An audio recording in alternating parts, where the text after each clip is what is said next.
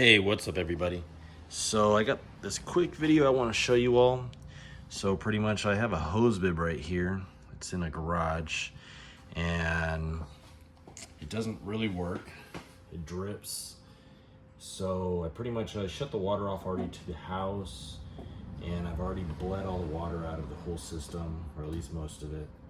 And I've disconnected the copper line from the wall, as you can tell. And I've already cleaned up where I want to relocate this hose bib, where I want to cut and where I want to move it up. I'm going to move it up higher, cut it right below here where it's cleaned, put a 90, stub it out, and put a new hose bib. So we're just going to do a quick video, quick overview on soldering and installing copper. You know, quick little simple video. So like I said, you always want to shut the water down. You want to drain the system. If you're going to solder, you want it to be completely dry. You can't solder if there is water. And so I'm going to do a quick overview of the material and tools we have here. Obviously, I have a MAP gas torch. This is all you need. If you have an acetylene torch, that'll work just fine. And so I got some extra 1/2-inch copper, something to clean the copper with, a crescent wrench, some Teflon tape, a reamer. You always want to get all the burrs off the inside of your pipes. I have some pipe straps because I'm going to strap it back to the wall once I'm done with everything so that the pipe doesn't move. Some sort of pipe cutter, tape measure, flux, and these are the fittings I'm going to be using. So pretty much this is going to be your 1/2-inch 90 sweat. Just a typical 90 where the pipe goes inside on both ends. Then this is your 1/2-inch MIP. It's a male fitting. So that's going to go at the end of the 90. Boom. And this is a new 1/2-inch threaded hose bib. So pretty much once this is all soldered up, this is going to thread on like so. And new hose bib, 1/2-inch, brand new. So let's get started. Oh, and I do have a few extra tools that you don't need. I do have an impact, a drill. You will need this if you're going to strap the pipe to the wall, which I recommend you do. And I do have a little 12 volt bandsaw. You don't need that. That's just something that I like to use to make things quicker. But let's get going. Oh, and you always want a rag too. Rag, sandcloth for cleaning, and obviously a roll of solder or any kind of solder. But so I'll set this camera right here so you can get a nice view of what I'm doing. And let's get started. So I got this pipe against the wall, and if you can't move it like I can, okay, there's still some water right here and there, so I have a bucket down here to catch all the water that there may be still. But because I have unstrapped the pipe off the wall, I can pull it off a little bit, a few inches. So what I want to do is I got just like a box. It doesn't really matter. Fortunately for myself, I can squeeze it back here, and I just kind of leave it in there. As you can see, I left the box in there. Just like that, just so it gives me a few inches off the wall so I can cut the pipe a lot easier, and also I can solder it that way. Yeah, it'll just make it easier for myself. But if you can't do so, then you obviously want to do something so you can protect the walls or the paint or whatever around you from the flame. But so let's get started. And I always I always wear gloves, safety glasses. You can wear as much safety protection as you want. If you don't want to wear anything, that's up to you, but I always recommend gloves and safety glasses. So I got these ratcheting rigid pipe cutters. You can use really any kind of pipe cutters that you want. These are just easy for me. So this is 1/2-inch, so I'm just going to tighten the cutters down on it.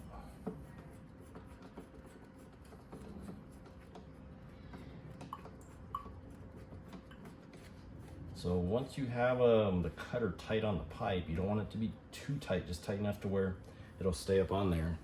Just like that. Then with these, I just kind of ratchet it all the way around.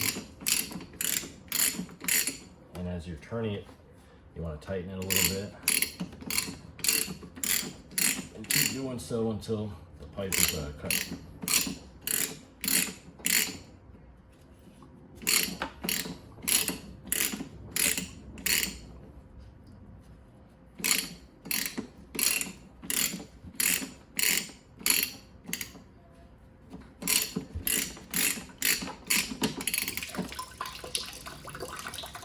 And you know, as you make the cut, it's gonna bleed air so water can still come out.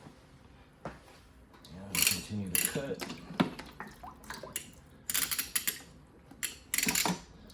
And there you have it. There's the cut. Now I have my new pipe right there at the height I wanted at. And this, essentially you can throw it away, you can recycle it. It's scrap at this point. It is covered in paint, so set that off to the side. And so the next thing you want to do, you want to grab a reamer and you want to clean the inside of this pipe.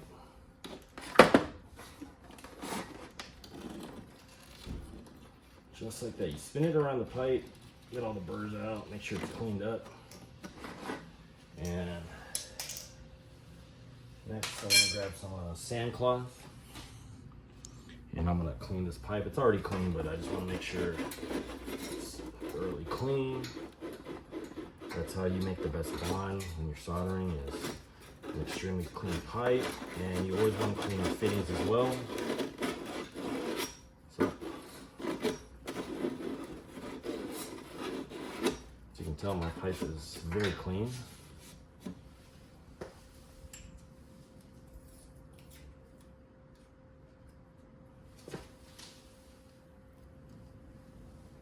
Then next, I'm going to grab my fittings.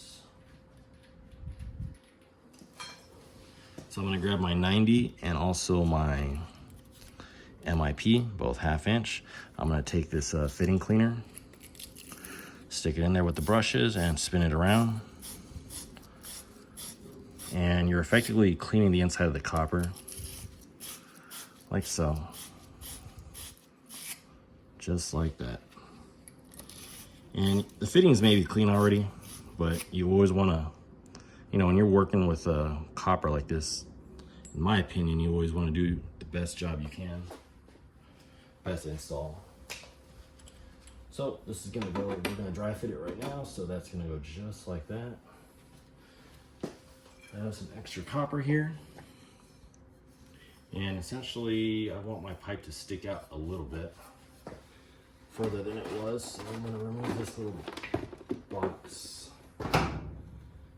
And essentially, I want my hose bib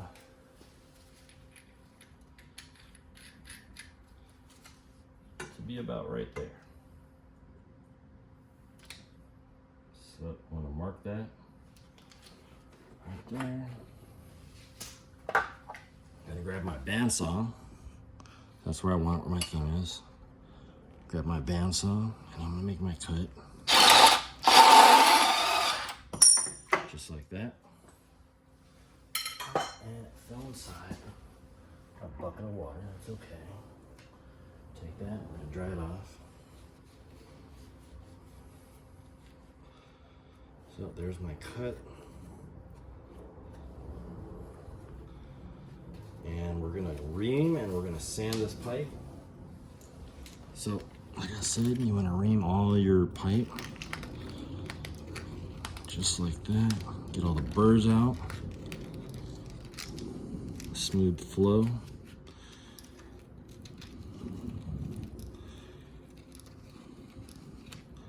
There you go. Both sides reamed. Nice and smooth. You can grab some sand cloth, or if you have a fitting brush just like this, you can stick it in just like that and it'll clean the pipe up pretty quick. And you can tell the side that I cleaned is much cleaner than the rest of the pipe. And do that on both sides. Both sides are clean. Looks pretty good. So I'm gonna continue dry fitting everything, make sure I like it.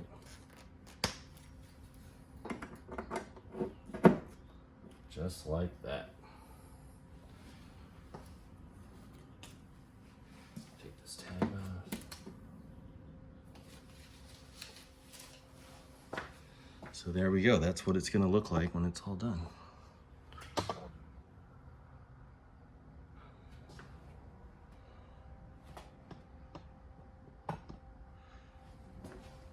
So take it all back apart. So the next step, so I like where it's at. I like the distance and everything. So for me, I'm gonna put this box back to hold the pipe out.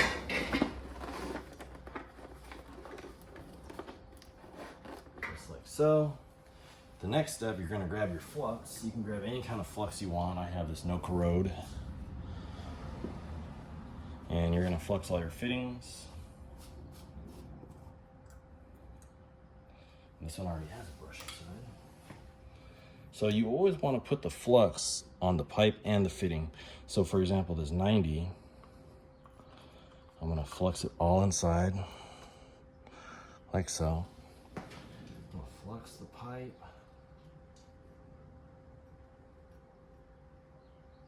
Oh, this brush isn't very good, so I will use my other brush.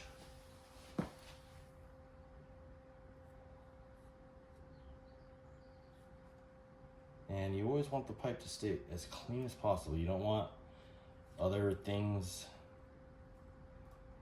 in your pipe or your fittings, because that will affect your bond of the flux and the solder. And you don't need to put too much flux when you're doing this. Just enough to get all around. So we got it right there. On the pipe, we're gonna stick this 90 on after we have flux on both sides. So there you go, flux on both sides. Just stick that on the pipe.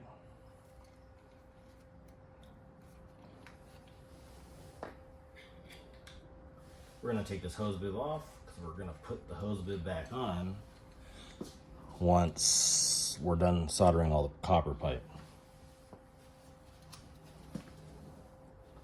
So we got the flux brush. We're gonna put flux on the inside of the MIP, which is your male threads.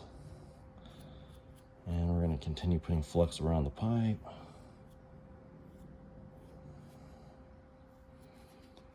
And so when you heat up the copper, the solder is going to follow the heat and also the flux, so that's why we flux everything. And like I'm saying, you don't need to put too much flux. You can use water-based, you can use oil-based, whatever you have, whatever you prefer. And I'm going to put that on there. So now you have the 90, you have your little piece of pipe, and you have your MIP.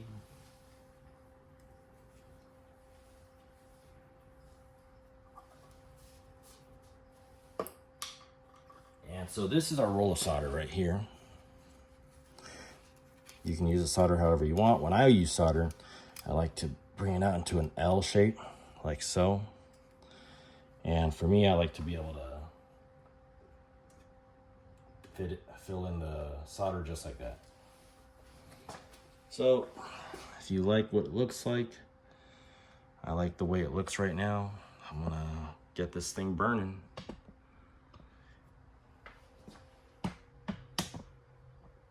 So heat rises, so you always want to heat the pipe and the fitting, make sure it's equally hot, and always remember that heat rises, so you only need so much solder. You don't want to build up too many boogers at the bottom.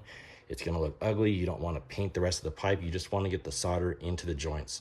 So I have one joint right here with the pipe and the MIP, and I have two more solder joints at both sides of the 90, and that's it. So you only really need a little bit of solder for all of those three joints. So I always start my heat from the bottom, then I work my way around, and then I get a little bit on the top, And always remember, heat does rise, so if you heat it from the bottom, it will go around and go to the top. So, and you also don't want to get the pipe too hot, because the solder will not feed if it is too hot. So let's go.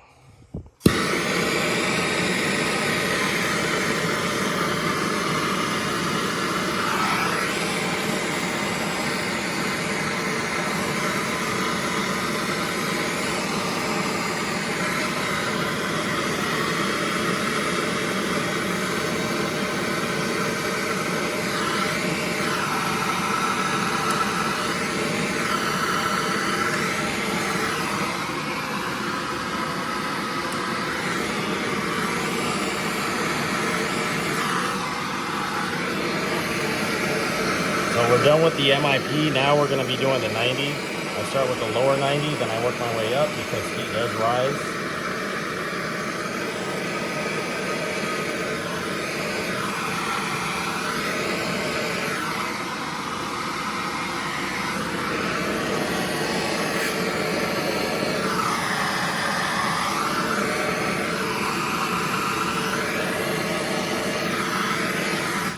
And that's about it. So you can always clean up the bottom if you have a little too much solder on the bottom. I don't have too much, but I always like to make my solders look extremely clean. That looks very clean to me. And I will let it dry for a little bit. And so you can grab your rag, you can grab a wet rag, whatever it is you want, however you prefer to do it, and you can clean this all up. So I will let it cool for a little bit. Then I will wipe it down.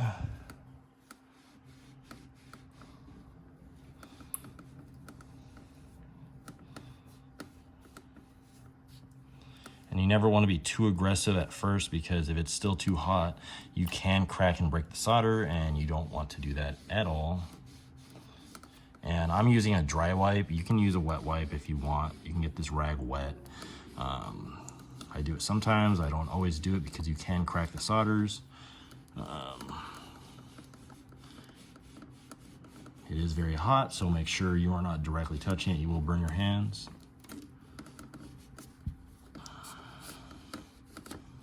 But as you can tell,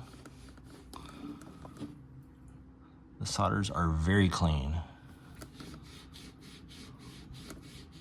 See, I can go right around. There's no burgers at the bottom. I will show you the bottom in a little bit. I got a nice cap around all of them.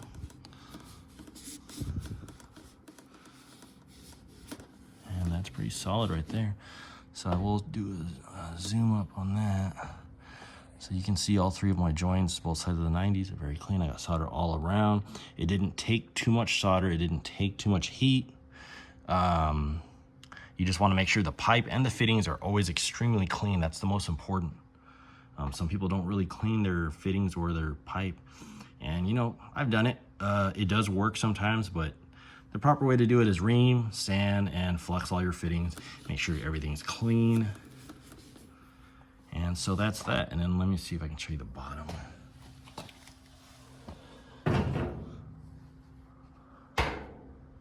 Okay, so there's the bottom of the MIP and also the 90. As you can tell, the boogers, there's no boogers. Very clean, very clean. Boom, so that's done. So I will put it back and finish this install. There is that. So at this point, I can remove this box and pull this pipe back. It's not too hot anymore.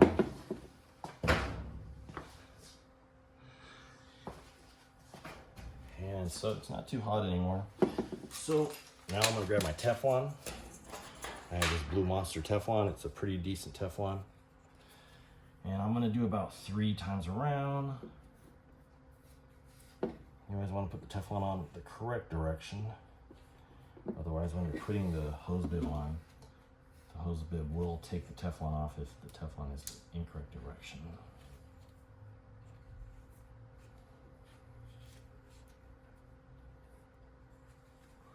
And you also want to take your time if you have to, you know, especially if you don't do this often or you've never done it.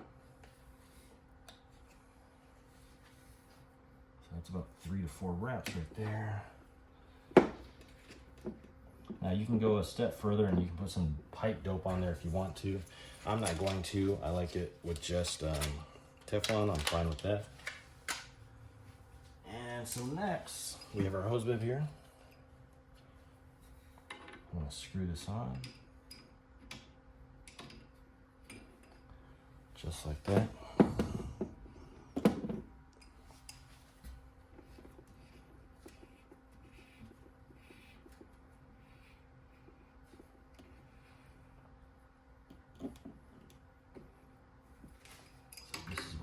Crescent wrench. I'm gonna see if I can get it on there with the crescent.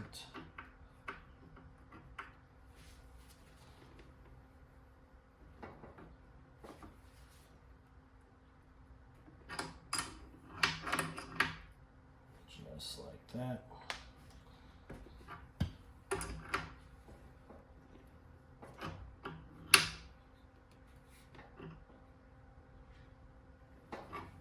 And so it's getting pretty tight, so I'm gonna grab another crescent so I can back up the MIP, because you can crack those solders if you're screwing it on too tight. So I will grab another crescent wrench.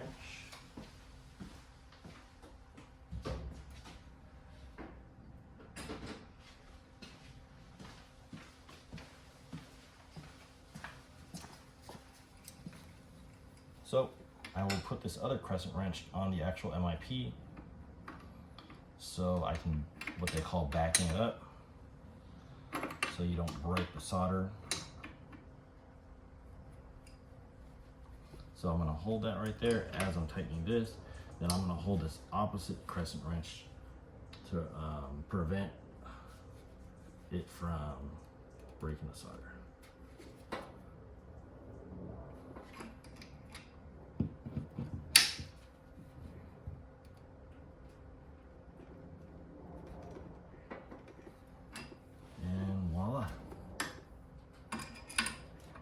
Our new hose bib on.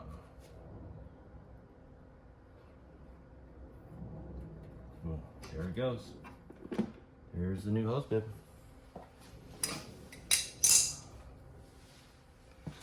Looks pretty good.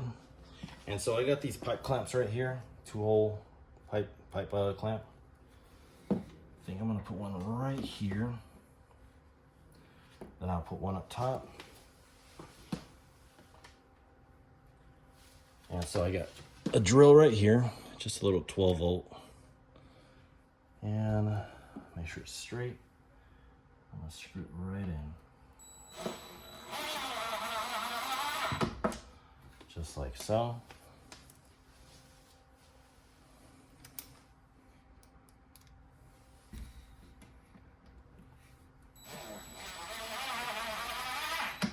Just like so. So now we got our new hose bib on there.